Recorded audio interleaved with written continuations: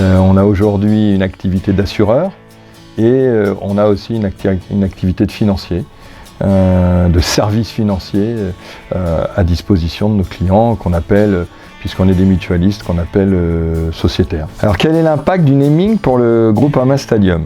Alors je ne devrais pas dire ça dans une période de renégociation avec l'Olympique Lyonnais et avec mon ami Jean-Michel Aulas, mais en même temps c'est une vraie réussite en termes de notoriété. On a augmenté notre notoriété de près de 30%. C'est une vraie réussite en termes d'image parce que ça nous a permis effectivement de nous repositionner comme un acteur économique à part entière et puis aussi un acteur social de nos territoires, et ça c'est une très bonne chose.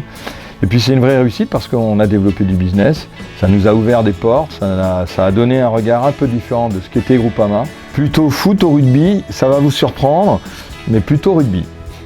Et pourtant je suis un passionné de foot puisque j'ai été moi-même joueur à un certain niveau, mais j'ai un fils qui a joué en espoir au Loup, donc aujourd'hui le rugby, plutôt culture ou culturisme.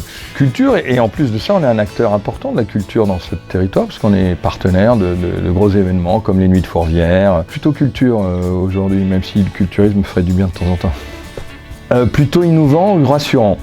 Et je pense qu'à Groupama, depuis 150 ans maintenant, donc on n'est pas une start-up, mais on essaye de fonctionner avec le même état d'esprit. Et cet état d'esprit, c'est d'avoir la capacité de créer.